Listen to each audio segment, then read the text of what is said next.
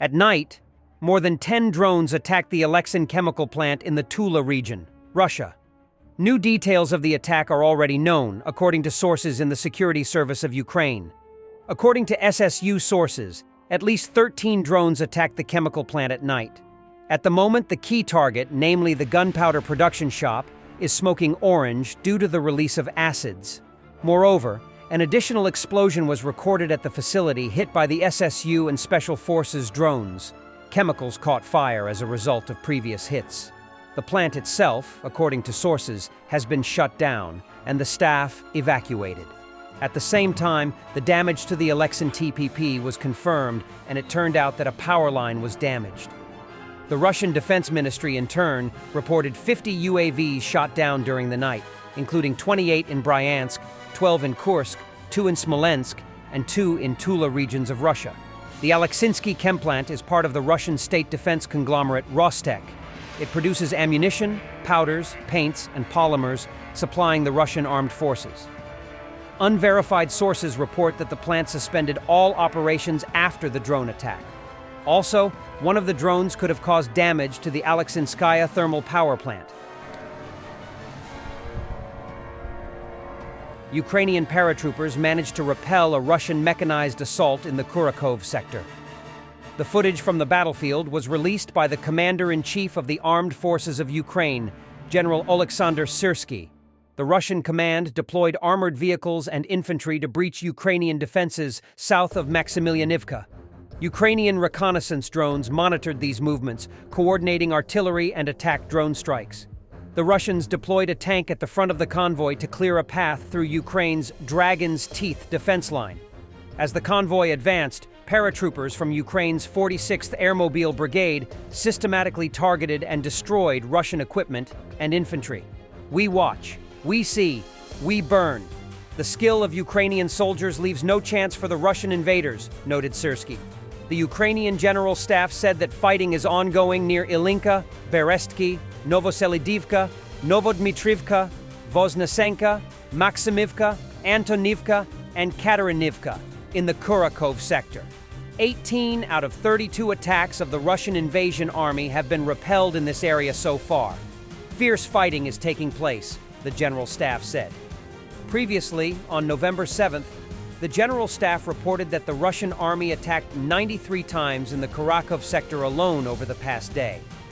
This is an absolute record for the daily number of attacks in one direction, and well over half of the total number of attacks on the entire front line. The invaders are using combined assaults. They are trying to get close to Kurakhove from both the north and the south. There are a lot of them. The enemy, from the front line, from the south, and from the north, are trying to cut off our logistics routes.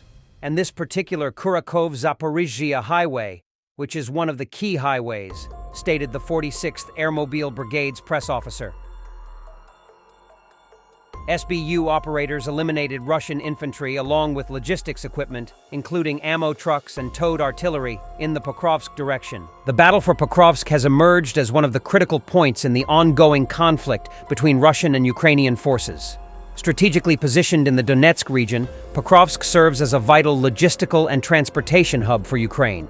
Its location enables the movement of troops, supplies, and humanitarian aid to reinforce defensive positions and sustain both military and civilian resilience. For Russia, seizing Pokrovsk would mean a significant foothold that could facilitate further advances and disrupt Ukrainian efforts to maintain control over their eastern territories. The current situation in Pokrovsk reflects the brutal nature of this prolonged conflict. Russian forces, committed to their objective of capturing the city, have launched relentless assaults marked by heavy artillery bombardments and wave after wave of infantry attacks.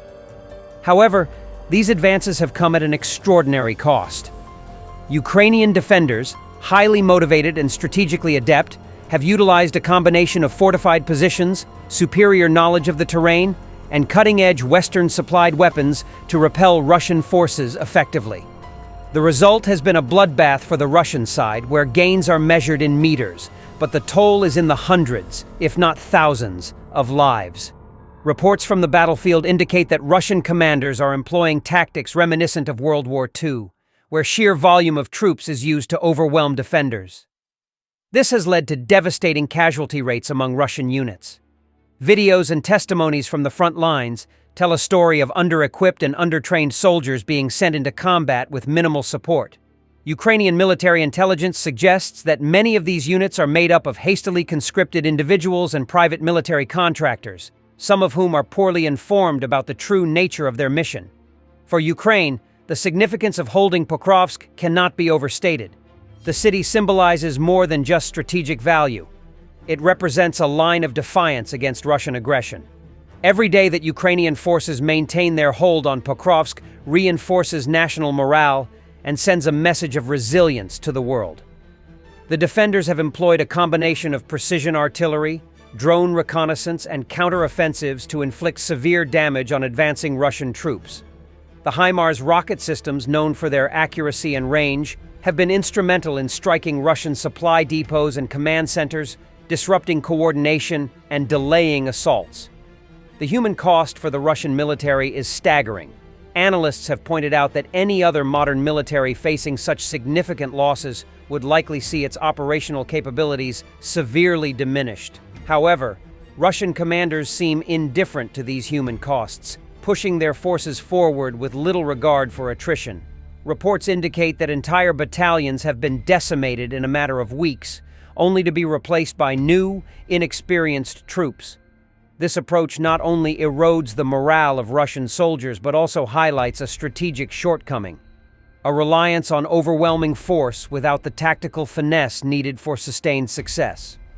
The high casualty rate has repercussions beyond the immediate battlefield.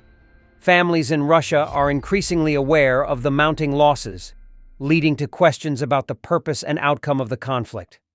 The Kremlin's attempts to control the narrative are becoming more strained as more stories of fallen soldiers reach the public.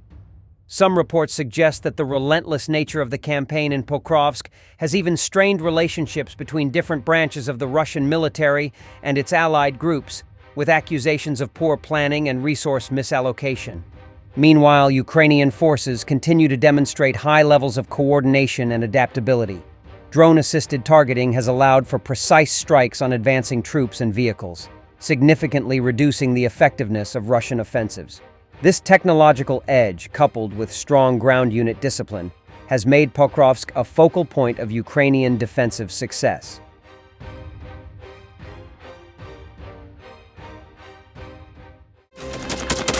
Thanks for watching, and don't forget to subscribe. Also, if you want to support Warthog Defense, please become our member and get early access to new videos, exclusive members-only videos, and become administrator in comment section. The membership link is in the description. Rescues every day. We had a guy last week, it's 6 rescues in 6 days.